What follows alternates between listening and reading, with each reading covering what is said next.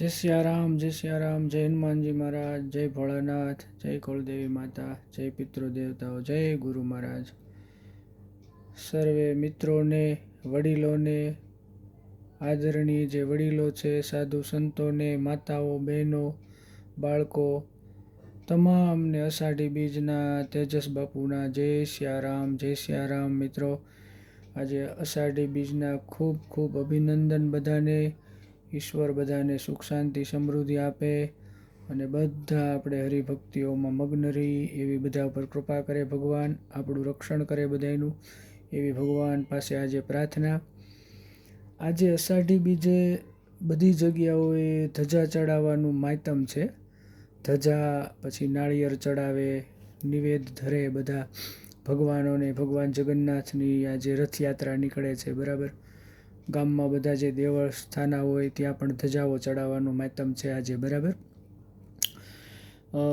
ધીરા ભગતની એક સરસ પંક્તિ યાદ આવી જાય કે ધજા દેખી ધણી સાંભરે નેજા નવલખા રે ભક્તિ કરતા ભય ગણે એના ફોગટ ફેરા રે ધજા દેખી અને ધણી સાંભળે આપણને ધજા જોઈએ એટલે આપણને ઈશ્વર જે મંદિરમાં જે ભગવાન હોય એ સાંભળે એમ બરાબર ધજા જોઈએ એટલે અને એની ઉપર આપણને અતૂટ શ્રદ્ધા અને વિશ્વાસ જાગે એમ ધજા દેખી ધણી સાંભળે નેજા નવલખા રે બરાબર ભક્તિ કરતાં ભય ગણે ભક્તિ ભગવાનની જે શ્રદ્ધા ભક્તિની અંદર ભય અને શંકા જે ગણે એના ફોગટ ફેરા રે એની અંદર ભક્તિમાં ભય અને શંકા હોતા નથી એમ ભક્તિ કરવી હોય તો એક વિડીયોમાં કીધું હતું કે ભક્તિ કરો પાતાલ મેં તો પ્રગટ હોય આકાશ દાબી દુબી રે નહીં કસ્તુરી કી બાસ બરાબર ભક્તિમાં શંકા કે ભય રાખવાનું જ નથી ને એમ બરાબર ભક્તિમાં ભગવાને બહુ સરસ આપણને રામાયણની અંદર પણ ભગવાને આપણને 9 પ્રકારની ભક્તિ આપી છે જે આપણને સમય સંજોગો પરિસ્થિતિ ઘણા એમ કે અમે બાપુ આ ભક્તિ આમ ન કરી શકી તો આ સમયનું હોય આ ભક્તિ ન કરી શકી તો પણ 9 પ્રકારની ભક્તિ આપી છે બરાબર કાંઈ ન થાય તો પહેલી ભક્તિ પ્રથમમ સંતન કર સંગા બરાબર કોઈ સારા સાધુ પાસે જઈને તમે એની વાણી સાંભળો ત્યાં જે કાંઈ કાર્યો એના સેવા કંઈ સાધુડા કામ કરતા હોય એની અંદર તમે કામ કરો બરાબર પ્રથમમ ભક્તિ સંતન કર સંગા દૂસરી રતિમમ કથા વિવેકા બીજી ભક્તિ એ ન થાય ચાલો સેવા ન થાય સમય ન હોય જઈ ન શકતા હોય તો કોઈ કથા છે કોઈ એનો પવિત્ર પ્રવચનો છે એ તમે સાંભળો એમ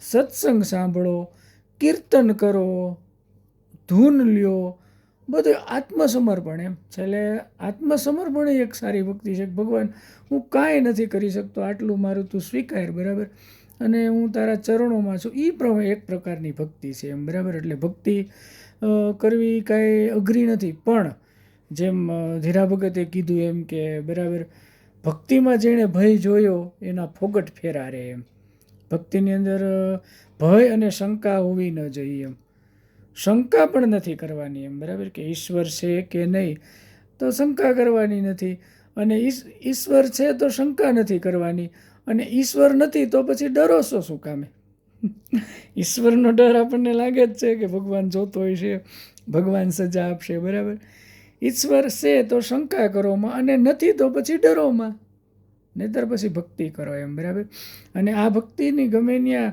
દાબી દુબી રહે નહીં કસ્તુરી કી બાસ કસ્તુરી એક વસ્તુ એવી આવે છે જે મૃગના નાભીમાંથી નીકળે છે કે એને તમે ગમે એમ ક્યાંય દબાવીને રાખો તો એની સુગંધ પ્રસરે છે એમ બરાબર જેમ સારા વ્યક્તિઓની સુગંધ સમાજની અંદર એના સારા કાર્યોથી પ્રસરે છે જેવા અમુક સાધુ સમાજો છે એ બધા એની સુગંધો એની પ્રસરે છે એમ બરાબર અને સમાજને એ બહુ બધું આપે છે એમ અને સાધુ સંતોની તો વાત ક્યાં જ કરવી એમ બરાબર સાધુ સમાજ જે બધો છે સંતો બધા છે સારા વિચારોવાળા જે બધા ભક્ત કોટીઓમાં થઈ ગયા એને બધા સંસારને બહુ યાર આપણને બધાએ સાધુ સંતો ભક્તોએ બધાએ એની રીતે આપણને સમજાવીને ગયા જ છે પણ હવે રામ જાણે આ મારો રામ જાણે આ માયાની અંદરથી કેમ આપણે ફસાઈએ છીએ અને કેમ આમાંથી નીકળી નથી શકતા. બહુ નહીંતર સરળ માર્ગે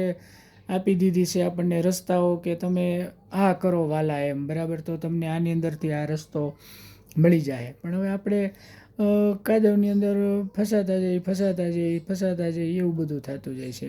બાકી સંતો તો હાલતા ચાલતા તીર્થ છે એમ, બરાબર, જ્યાં જ્યાં જાય ત્યાં બધાને પવિત્ર કરતા જાય છે.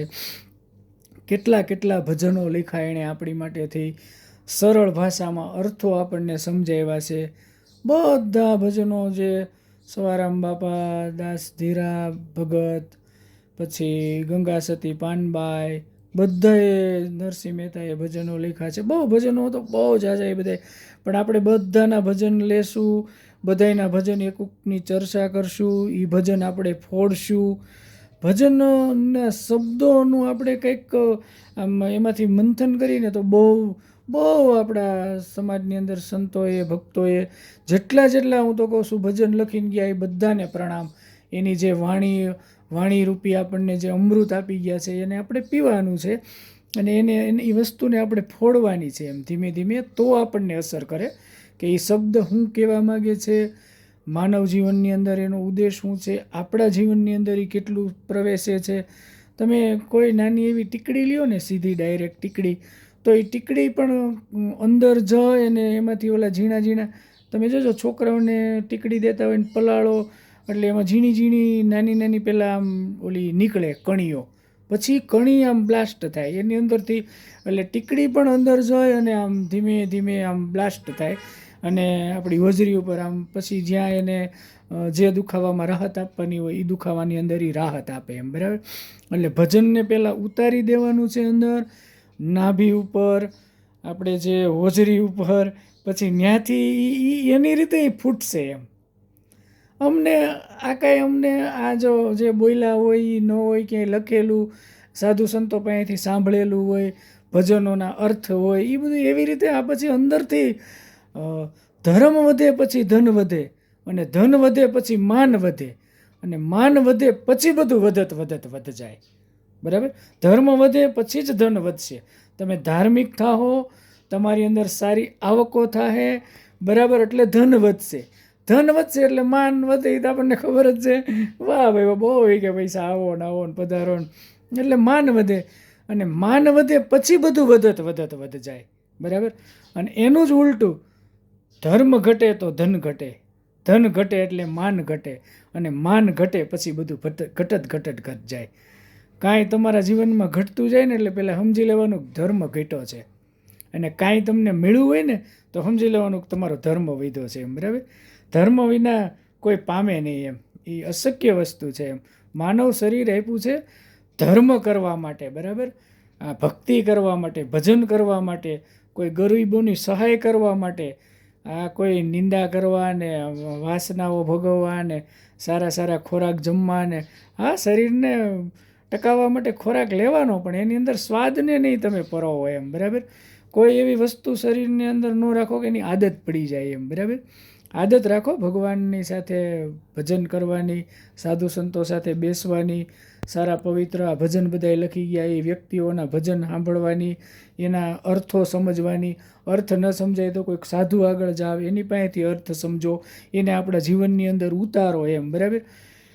એક જ ભજન અમને પહેલાં કીધું હતું બાપુ જ્યારે મળ્યા અમારા ગુરુ મહારાજ એમ, બરાબર, આપણે પડવે ભાળ પડી છે તારીને મધોમધ નીરખા મોરારી.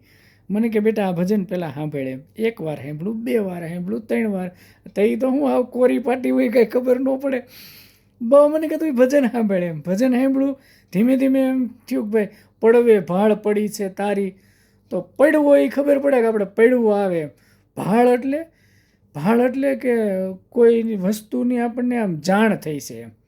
આપણે કોઈ ખોવાઈ ગયું હોય કે ક્યાંય અંદર છુપાણું હોય તો આપણે કહીએ ને મેં એને ભાળ્યું છે, મને એની ભાળ મળી છે એમ, બરાબર. તો ક્યાં કે મધોમધ નીરખા મોરારી, બરાબર. અંતરાત્માની અંદર વચ્ચે, બરાબર, બ્રહ્મરુદ્રની અંદર જે કહેવાતું હોય એ ઘણા એના શબ્દો હોય, બ્રહ્મરુદ્ર કયો ને તપલોક કયો ને જે કાંઈ એની અંદર એણે મુરારી ભગવાનને નીરખા એમ, બરાબર. આખું એ ભજન છે. શક્ય હશે તો આખા ભજનનું આપણે થોડુંક વિસ્તૃતિકરણ કરશું, એક કડી લેવું એની, બરાબર, કે પડવે ભાળ પડી છે તારી, મધોમધ નિરખા મુરારી, બરાબર, વાલમ પર જાવું વારી, બરાબર, આખું ભજન છે એ. તો એ પહેલું ભજન એ ભજનનું મેં મંથન કર્યું, બહુ ન સમજાણું. એ ગુરુ મહારાજને પૂછ્યું કે આનો અર્થ હું, એણે સમજાવ્યો અર્થ, સાંસારિક અર્થ સમજાવ્યો, આધ્યાત્મિક અર્થ સમજાવ્યો કે ભાઈ પડવું એટલે શું, ભાળ એટલે શું, મુરારી એટલે શું, અને તમે એને જોયા એટલે શું, એ બધી. પણ એની હોતાને આપણે ચર્ચા કરશું, બરાબર. સત્સંગ એક એવો વિષય છે કે એની અંદર સમયની કાંઈ ઓલી રહેતી જ નથી એમ, બરાબર. ઘણી વાર અમે બધા અહીંયા મળેલા હોય એમને બધા, અને કે બાપુ આપણે સત્સંગ, તો સત્સંગ કરવામાં સવાર પડી જાય છે એમ, કારણ કે એ સારી વસ્તુ છે એમ, એનો થાક નથી લાગતો એમ, બરાબર. એને ઉજાગરો ન કહેવાય, જાગરણ કહેવાય. અને આમ ખરેખર તમે જોજો આ વિડીયો જોશો ને તોય તમને આમ સહેજવારે તમે જોઈ લેવો કે આ 10 મિનિટનો છે તો લે જરીક જોઈ લો એમ, બરાબર. કારણ કે સત્સંગની વાત છે એટલે તમે ઊભા રહી જાઓ એમ. આ વસ્તુ જ એવી છે, ભજન છે એ માણસને તો રોકે છે, પણ માણસના અંદરના જે વેગ છે, ઉદ્વેગો છે, જે પ્રવાહો છે, જે ખરાબ વસ્તુની દોડાદોડી છે, દોડધામ છે, એને બધાને શાંત કરે છે એમ, બરાબર. અને એવું નથી કે ડાયરેક્ટ આપણે સીધું સાધુતામાં જ આવી જવું, સીધું પરમાત્માના બધે મેળવવા માંડવું. એને ધીમે ધીમે એ વસ્તુને તમે કંટ્રોલ કરો એમ. દબાવશો તો એ સ્પ્રિંગની જેમ અમુકની ઉખડ છે એમ, બરાબર. હવે આ સામાન્ય આપણે માવા ખાતા હોય ને 2-4 દિવસ પરાણે દબાવી રાખીએ છીએ, તો પાછા ખાવા માંડીએ છીએ, તો 4 ખાતા હોય તો તેથી 8 ઠોકી નાખી, હાલો 8 કે ખાવ માવા જાય તો હવે નથી રહેવાતું એમ, બરાબર. એમ નહીં, એને ધીમે ધીમે એનો સમય છે, એ સમય હોય જ્યારે એની જરૂર હોય ત્યારે ન ખાઈ, પછી ભલેની 2 ખાઈ તો આપણને એમ. આ વસ્તુ એવી છે કે ધીમે ધીમે એને તમે ધીમે ધીમે અપનાવો અને ધીમે ધીમે છોડો. કોઈ વસ્તુને તમારે અપનાવી હોય તો ધીમે ધીમે, એક ધારા તમે ભજનમાં લાગી જાઓ તો સંન્યાસ આવી જાય, બરાબર. એટલે એવું પણ નથી કરવું. સંસારમાં રહીને આપણને ભક્તિ કરવાની કીધી છે. સંસાર, અને ખરેખર બધા સંસારીઓ ભક્તિમાં પામ્યા છે. સાધુ સંતોએ જ્ઞાન મેળવી લીધું, બરાબર, એને ઈશ્વરને. અને આપણે બધા સંસારીઓએ સંસારમાં રહીને જે ભક્તિ એને ઉત્તમ કીધી છે એમ, બરાબર. સંસારમાં રહીને ભગવાન જ મળ્યા છે ને, નરસિંહ મહેતાને, જલારામ બાપાને બધા ભગવાન એના દ્વારે આવ્યા છે એમ, બરાબર. આને કોઈને જાવું નથી પડ્યું, ખુદ ભગવાન એના આંગણે આવ્યો છે. તમે વિચારો તો ખરા. એટલે સંસારની ભક્તિ પણ ઉત્તમ કીધી છે, યોગી ભક્તિ પણ સારી છે, એ જ્ઞાન માર્ગ છે, આ ભક્તિ માર્ગ છે, જે અમુક એક માર્ગ છે એ કર્મ માર્ગ છે. બધી માર્ગમાંથી તમે ભક્તિ કરી શકો એમ, બરાબર. એક માર્ગમાં એવું કીધું છે કે હું ભગવાનનો છું, એક માર્ગમાં એવું કીધું છે કે ભગવાન મારો છે, એક ભક્તિ માર્ગમાં, જ્ઞાન માર્ગમાં એવું કીધું છે કે ભગવાન પરમેશ્વર છે એમ, બરાબર. એટલે જેને જેને જે રીતે ભગવાને ઝાંખી કરી છે, અને ભગવાનનું જે દૃષ્ટિકોણ અને ભગવાનની ઝાંખી છે ને એ મિત્રો અલગ અલગ છે, બરાબર. મને જે એની ભ્રાંતિ થાય એ તમને ન થાય, તમને જે થાય એ તમારા બીજા કોઈ વડીલોને ન થાય, તમારા કોઈ બાળકોને ન થાય. એ રીતનું અલગ અલગ છે, એના રૂપ અલગ અલગ છે. જેમ કૃષ્ણ ભગવાન રાસ રમતા હતા તો જે હતા એને અલગ અલગ રૂપથી જોયા હતા. બધાને એમ હતું કે કૃષ્ણ ભગવાન મારી સાથે રાસ રમે છે એમ, બરાબર. અને એ રાસ રમતા હતા એ ગોપીઓ, મૂળ રૂપ ગોપીઓ, ઓલું રૂપ ગોપીઓનું હતું, પણ મૂળ તો એ બધા યોગીઓ હતા, બરાબર. કારણ કે કૃષ્ણ પરમાત્માની હારે રમવું એ કાંઈ હેલી તો વાત નથી એમ, બરાબર. એટલે એ બધા યોગીઓ હતા કે જે જન્મથી જેની પ્રતીક્ષા કરતા હતા કે ઈશ્વર ક્યારે રૂપ ધરી અને પૃથ્વી ઉપર આવશે એમ, બરાબર.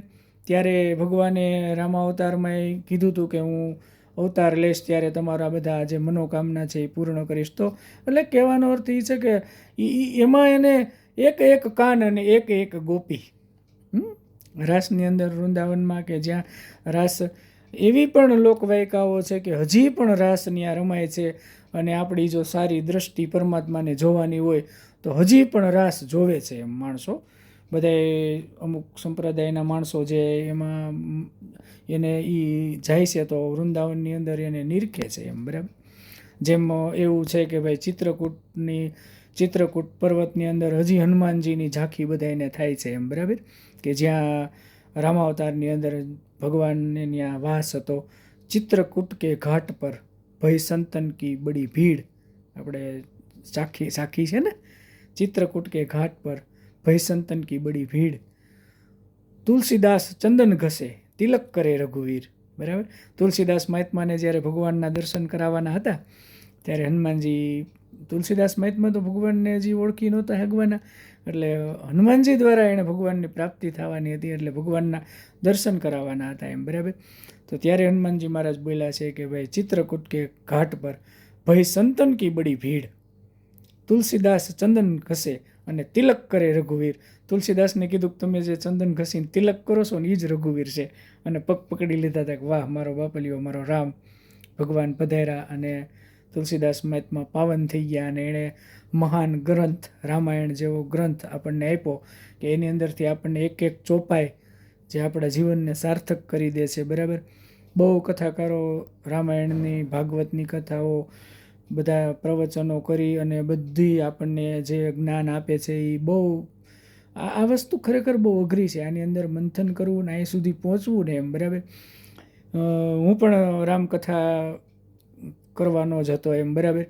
પણ મિત્રો રામાયણના પાત્રોની અંદર જેમ જેમ ઉતરતો ગયો ને એમ એની વાત તમે રહેવા દો એમ, બરાબર. એમ થઈ ગયું કે કેમ આમાં કથા કરશું, કેમ કરશું એમ. એકથી એક ચોપાઈની અંદર ઉતરીને એનો અર્થ કરી, બરાબર. ભરત ચરિત્ર જોઈ, ઉર્મિલાજીનું ચરિત્ર જોઈ, લક્ષ્મણજીનું, મા કૌશલ્યાનું, કયું એવું પાત્ર છે, બરાબર, કે તમે એમાં એનું વર્ણન કરીએ આપણે એમ. પણ બહુ સરસ બધા જે કથાકારો મસ્ત રીતે કથાઓ જે કરે છે અને એની જે ચોપાઈઓનું આપણને જે ચોપાઈઓના શબ્દો ફોડી અને આપણને સમાજ સુધી પહોંચાડે છે એ બહુ મહત્ત્વનું છે એમ, બરાબર.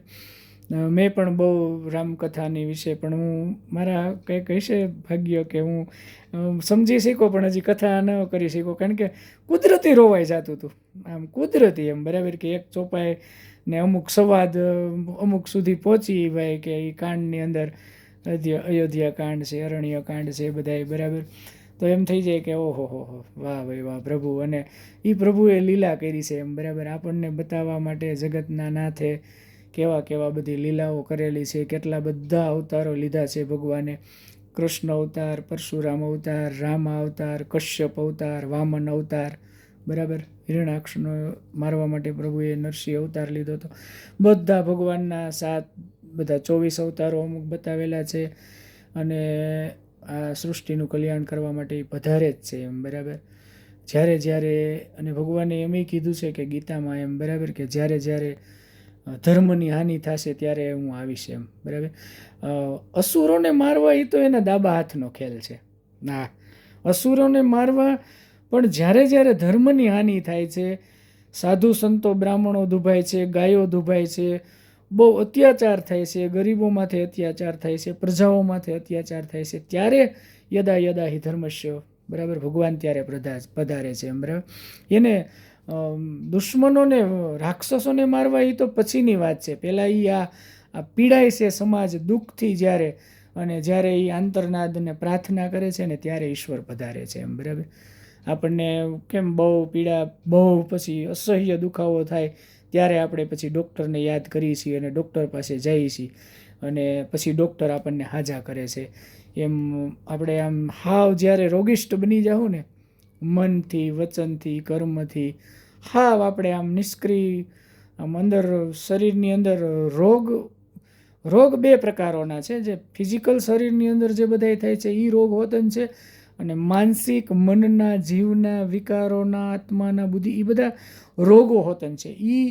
એ રોગિષ્ટ આપણે થાવું ને ત્યારે ઈશ્વર આપણને, ત્યારે ડૉક્ટર રૂપી ઈશ્વર આપણને બનાવશે, બચાવવા આવશે, બરાબર. કે આમ ડૉક્ટરનું રૂપ માનો કે સંતોનું રૂપ માનો કે કોઈ ગુરુઓનું રૂપ માનો, એ લઈ અને આપણને આની અંદરથી હળહળ કળિયુગની અંદરથી બચાવશે. એટલે થઈ શકે તો પ્રભુ ભજન કરવું પહેલી વહેલી આપણી ફરજ છે. માતા પિતાની સેવા કરવી, કોઈ ગુરુનું જ્ઞાન મેળવવું, ગુરુમુખી બનવું, ગુરુજી પાસેથી કેમ જીવવું એ બધું શીખવું, પરમાત્માની, માતાજીની, વડીલોની, બધાની સેવા કરવી. એટલે કળિયુગ અઘરો નથી એમ, બરાબર. કલિયુગ કેવલ નામ આધારા એમ, સુમરે નર ઉતરે પારા. એક નામથી આપણને બહુ હેલું આપી દીધું છે, પણ આપણી હજી એવી કર્મની કઠણાઈ છે કે હજી આપણે એ વસ્તુ નથી બહુ અપનાવી શકતા એમ, બરાબર. અમે પણ અમુક વસ્તુ નથી હજી અપનાવી શકતા. સમયના ને કાળચક્રના આ ચક્રમાં આવી અને નથી અમુક વસ્તુ હજી બની શકતી, પણ થાય એટલું કરવું પડે, કરવું પડે એમ, બરાબર. કલયુગ કેવલ નામ આધારે એમ. સતયુગની અંદર જ્યારે આમ હજારો વર્ષો સુધી તપ કરતા, આ બધા જ્યારે ઇતિહાસોમાં બધે એમ છે કે રાવણે આટલા વર્ષ તપ કર્યું હતું, દશરથ રાજાએ આટલા વર્ષ તપ કર્યું હતું, ને એવી રીતે એ બધા રામાયણની અંદર છે કે હજાર વર્ષ. ત્યારે એ સમય એની પહેલાં સતયુગની અંદર હજારો વર્ષમાં તપ કરતા, દ્વાપરની અંદર બધા યજ્ઞો કરતા, તપ કરતા, ત્યારે ભગવાન મળતા. પછી ત્રેતા યુગની હોદન પૂજન અર્ચન બધું કરતા, બરાબર, ત્યારે મળતા. અને આમાં કળિયુગમાં ખાલી નામ સ્મરણ કીધું છે, બરાબર. નામ લિયો તીનો સબ કિયો, સબ શાસ્ત્ર કો ભેદ, બિના નામ નરકે ગયો, પઢ ચારે વેદ. નામ જે હું તો એમ કહું છું, જે ભગવાન તમને પ્રિય હોય, જે માતાજી તમને પ્રિય હોય, જે દેવતાઓ તમને પ્રિય હોય, જે ગુરુજી તમને પ્રિય હોય, એના તમે નામ સ્મરણ લ્યો. અને કોઈ એવા સારા સંતો, સારા વિદ્વાનો, સારા પાસેથી તમે એવા મંત્રો લ્યો કે જે તમારી કાયાનું કંઈક કલ્યાણ કરી શકે એમ, બરાબર. અને એ મંત્રને તમે નિરંતર રટતા રહ્યો એટલે અવશ્ય ઈશ્વર પધારે છે અને આપણા જીવનને સાર્થક બનાવે છે એમ, બરાબર. માતંગ ઋષિએ સબરીને કાંઈ સમય નહોતો આપ્યો કે જા તને 5 વર્ષમાં મળી જાય, 10 વર્ષમાં ભગવાન મળશે એમ, બરાબર. અને સબરીબાઈએ કાંઈ માતાજીએ એને એ નહોતું પૂછ્યું કે ગુરુજી મને ક્યારે ભગવાન મળશે એમ, બરાબર. એમ કીધું હતું કે તારા આંગણે ભગવાન પધારશે. એ નામ અને ભરોસા ઉપરથી સબરીમાને ભગવાન એના પોતાના આંગણે પધાર્યા એમ, બરાબર. રામાયણની અંદર આપણે છે કે ભગવાન પોતે સબરીમાને, અને ન્યા જ એને નવધા ભક્તિની આપણને આપી છે એમ કે, બરાબર, કે ભક્તિ કોઈ પણ કરી શકે છે. ભક્તિ કાંઈ કોઈ એવું નથી કે આ જ કરી શકે એમ, બરાબર. તમામ લોકો, નાના મોટા, તમામ વર્ણ, બધા જ લોકો એમ ભક્તિ કરે એમ. ભક્તિની બધાને છૂટ આપી છે. એટલે 9 પ્રકારની આપી છે કે ભાઈ કોઈને શરીર અનુકૂળ ન હોય તો ખાલી કીર્તન ભક્તિ સાંભળો એમ, બરાબર. ભગવાનના જ્યાં નામ હાલે છે, કથા કીર્તનો હાલે છે, સારા પ્રવચનો કરે છે. અત્યારે તો આપણે બધા ભાગશાળી છે કે આ ટીવીના માધ્યમથી આપણે કેટલા બધા ના બધી વસ્તુ આપણે સાંભળી શકીએ. જ્યાં આપણે જે જોવું હોય, આપણને જે ન સમજાતું હોય જોઈ શકીએ છીએ, આપણે એમાંથી લઈ શકીએ છીએ, બરાબર. ઘણા પ્રવચનોની અંદર ઘણાને આપણે પ્રશ્નો પૂછી શકીએ છીએ કે ગુરુજી આનું શું એમ, બરાબર. પણ આપણે એનું મંથન કરવું પડે, એનું ઉતારવું પડે, બરાબર. એની પાસે છે એ તમને કાંઈ નથી મળવાનું, તમારી અંદર જે છે એને તમારે બહાર કાઢવાનું છે એમ, બરાબર. અમને કંઈ સાધુડાવે કંઈ એમ કૃપા, હા, ગુરુ કૃપા કેવલમ, એની કૃપા વગર અહીં તમે પહોંચી ન શકો, એ પાક્કું. પણ એ મંથન તો તમારે જ કરવું પડશે, હા, 100%. એની કૃપા હશે, એની દૃષ્ટિ તમારી ઉપર હશે. જેમ મેં કીધું હતું કે 3 રીતે ગુરુ આપણને આપી શકે એમ, દૃષ્ટિથી, સ્પર્શથી અને આત્મસેવનથી એમ, બરાબર. કે એ તમને આમ આત્માથી ને આમ આપી દે કે ભાઈ આ જાય એમ. અને દૃષ્ટિ પડશે તો એ તમારું કલ્યાણ થઈ જાય, સ્પર્શ કરશે તો એ કલ્યાણ થઈ જાય. એટલે એ તો સતત ઈશ્વરના સારા કર્મો રૂપી વરસાદ થાય જ છે, બરાબર. આપણે આમ હાથ રાખવાનો છે અને એમાંથી શું લેવાનું છે. સારા કર્મો આશીર્વાદોના વરસાદો થાય છે, એમાં તમારે હાથ આમ રાખીને લઈ અને માથે ચડાવવાનું છે, બસ. એટલે હો ગયા ભજન, બરાબર. મન કે તરંગ કો માર દે તો હો ગયા ભજન, આદત બુરી સુધાર લે તો હો ગયા ભજન, બરાબર. કીધું છે ભજનમાં કોઈ કે ભાઈ મનના તરંગો જે ઉઠે છે ને, શું થશે ને શું થઈ ગયું, શું થવાનું છે ને કેમ થયું, અને હવે પછી શું થાય ને અહીંયા ગયા પછી આ હું ને આ કર્યા પછી હું, એના તરંગો જે છે ને, મન કે તરંગો માર દે તો હો ગયા ભજન, એને બેસાડી દેવાનું છે. બાળક બહુ તોફાન કરે ને, ધમાલ કરે ને, અહીંયા જાય ને ઓલું તોડે એટલે એને આપણે મારી ઠમારી ગુજરાતી ભાષામાં ઠમારીને એને બેહારી દઈએ છીએ એમ, બરાબર. અને દબાવાય નહીં, બાળકને પકડીને તમે બાંધી રાખો તો એ અમુકનો ધમાલ કરે. એને મન કે તરંગો માર દે તો હો ગયા, એને ઠમારો, ઠપકારીને બેસાડી દો એટલે ભજન થઈ જાય. એ જેવું પછી બાળક જેવું શાંત પડશે ને એટલે એ પછી રમવા મળશે. એટલે આજે તરંગોને તમે શાંત કરી દો ને એટલે પછી મન આપણું પાછું રમવા મળે ભગવાનના ભજનમાં, સંસારની અંદર એમ, બરાબર. અને સંસાર સારામાં સારો છે. સંસારની અંદર રહીને જ ભક્તિ થઈ શકશે. એનું કારણ છે કે કેટલી જવાબદારીઓ આપણે નિભાવી અને એમાં ઈશ્વરને આપણે સમય આપી અને ઈશ્વર પાસેથી આપણે કંઈક પ્રાપ્ત કરીએ છીએ એમ, બરાબર. માતા પિતા આ એક સંપ્રદાય છે ને, બુંદ સંપ્રદાયનું આપણે પાલન કરીએ છીએ એમ, બરાબર. કે બુંદ સંપ્રદાય જે ઈશ્વરનો જે આખો સંપ્રદાય છે એમ, બરાબર, કે પેઢી ચલાવવાની, આ સૃષ્ટિ ચલાવવાની, એ આપણે એ સંપ્રદાયનું ઈશ્વરનું આપણે પાલન કરીએ છીએ. ઈશ્વર આપણને જે મોકલા છે કે ભાઈ સંસારમાં રહ્યો, સંસાર ભોગવો અને સંસારની માયામાં પડ્યા વગર મારું ભજન કરો અને પાછા તમે સદેહે અથવા વિદેહે અથવા ભક્તિરૂપી, મનરૂપી, આત્મારૂપી ફરીથી જ્યાં તમારે જવાનું હોય ત્યાં તમે ફરીથી પાછા વિકાર વગરના સરસ રીતે બનીને આવો એમ, બરાબર. અહીંયા આપણને મોકલા છે ભક્તિ કરવા, ભજન કરવા, આપણા જે કંઈક કર્મો હોય. માનવ દેહમાં જ એવું સાંભળ્યું છે કે ભાઈ માનવ દેહમાં જ ભક્તિ થાય એમ, બરાબર. માનવ દેહ મળ્યો મનુષ્ય અવતાર માંડ કરીને માટે નારાયણ સંભાર નામ ધરીને. મનુષ્ય અવતાર એવી પણ ઓલી છે કે ભાઈ આપણે 84 લાખ ફેરા ફરીએ છીએ એમ, બરાબર. 84 લાખ ફેરા ફરતા ફરતા આપણે જેમ વૈજ્ઞાનિક રીતે કે ભાઈ મનુષ્ય 84 લાખ વીર્યના બિંદુ આખા જીવનની અંદર ઉત્પન્ન કરી શકે એમ, બરાબર. તો એ જેટલા બિંદુ આપણે વેડપશું એટલા આપણા જન્મો, એટલા આપણે દોષ લાગશે એમ, બરાબર. એટલે એનું પણ સાધુ સંતોએ કંટ્રોલ કરવાનું કીધું છે, બ્રહ્મચર્યનું પણ પાલન કરવાનું છે, સંસાર પણ ભોગવવાનો છે, બુંદ સંપ્રદાય પણ ચલાવવાનો છે અને હરિનું ભજન કરવાનું છે એમ, બરાબર. એટલે પહેલી સેવા છે માત પિતાની સેવા કરો, ગુરુ મહારાજની સેવા કરો, સારા ગુરુ ધારી એની પાસેથી મંત્રો લ્યો, પૂજા પાઠ કેમ કરવા, બહુ કાંઈ આવડે નહીં તો ચિંતા પણ ન કરવી. અમને પણ હજી અમુક ન આવડતું હોય તો ભગવાન પાસે, ગુરુ મહારાજ પાસે માફી માગી લેવી. થાય એટલું કરી અને પ્રભુ ભજન કરી આપણા બાળકોના, આપણા પત્નીના, આપણા કુટુંબના, આપણા ગામના જેટલા કામ થતા હોય એટલા કામ કરવા, સારા કાર્યો કરવા, બરાબર. કોઈની પણ નિંદા ન કરવી, કોઈના ભજનની અંદર ભંગ ન પાડવો, ખરાબ શબ્દોનો ઉપયોગ ન કરવો, બરાબર. પછી 6 જગ્યાએ ક્રોધ ન કરવો. એક વાત યાદ આવી, ક્યાંક સાંભળ્યું છે અથવા વાંચ્યું છે કે 6 જગ્યાએ ક્રોધ ન કરવો. તો કઈ 6 જગ્યા? તો કે એક સવારમાં ઉઠી અને ક્રોધ ન કરવો, અને એક સાંજે સૂતી વખતે ક્રોધ ન કરવો, બરાબર. પછી એક ઘરમાં આવતા વેત ક્રોધ ન કરવો, અને ઘરમાંથી બહાર જાતી વખતે આપણે કંઈ બહાર જઈએ તો ક્રોધ નહીં કરવાનો, બરાબર. અને એક ભોજન કરતી વખતે ક્રોધ ન કરવો, અને એક ભજન કરતી વખતે, એક ભજન કરતા હોય ત્યારે ક્રોધ નહીં કરવાનો. આ મેં સાંભળ્યું ને એટલે મને હોત ને લાઈટ થી આવડું. આ તો 6 જગ્યાએ જ આપણે ક્રોધ થાય.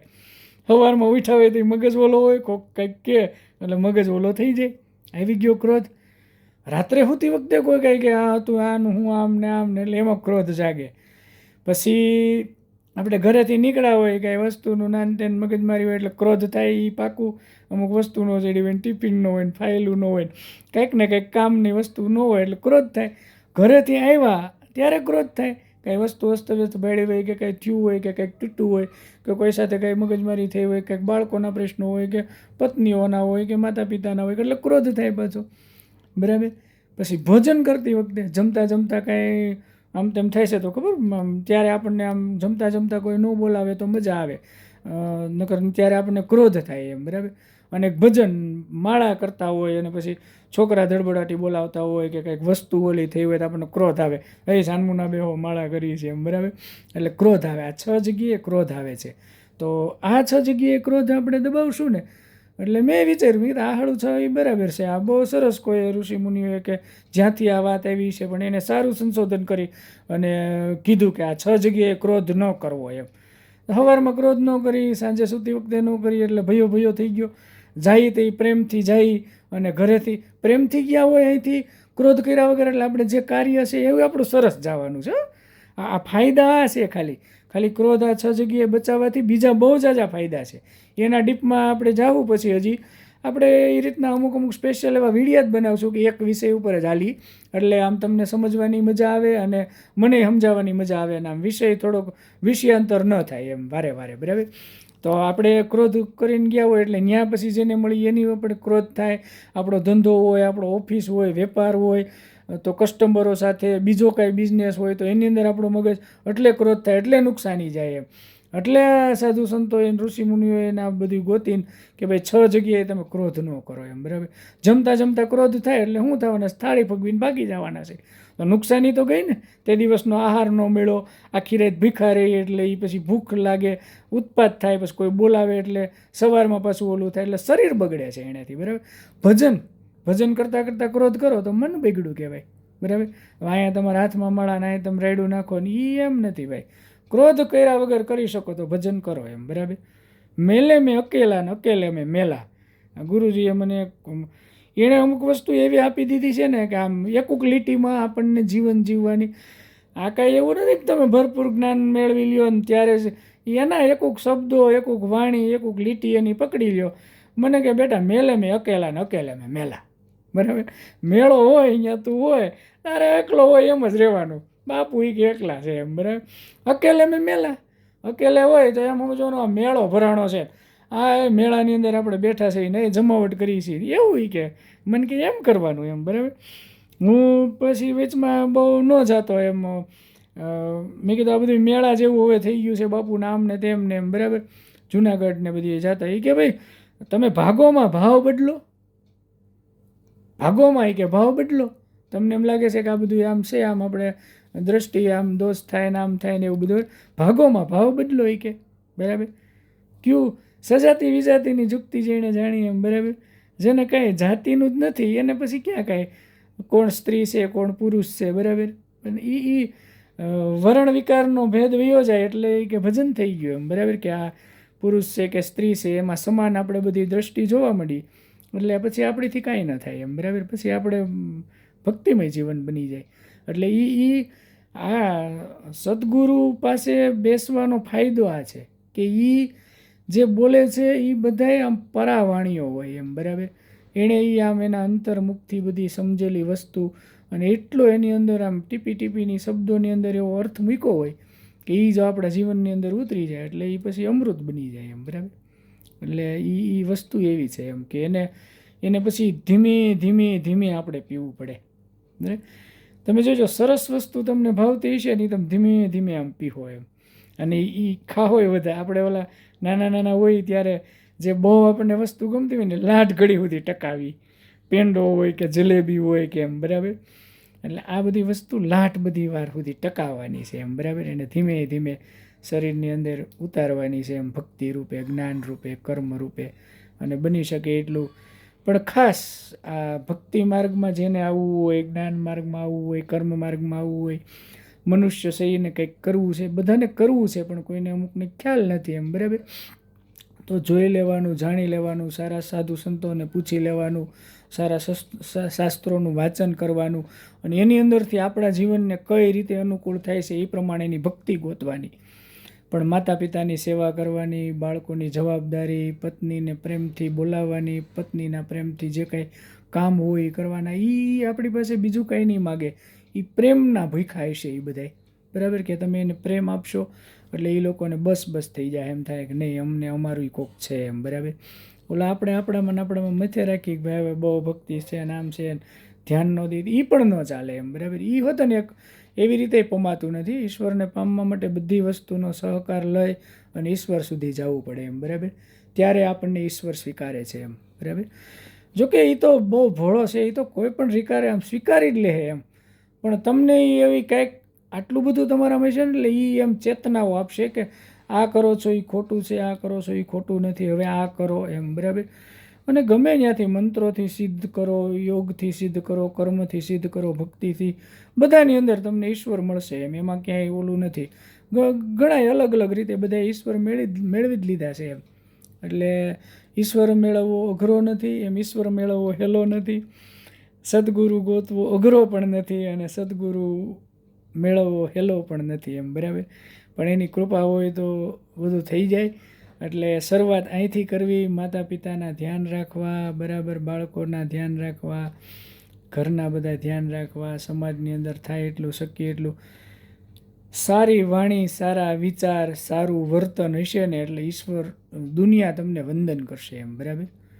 સાધુ સંતોના સારા વિચારથી અમને બધા સીતારામ સીતારામ કરતા હોય, સત્સંગ સાંભળતા હોય, સારા વિચાર છે. એટલે બાકી આમાં કંઈ હીરા માણેક તો કંઈ ટાંકા નથી એમ, બરાબર.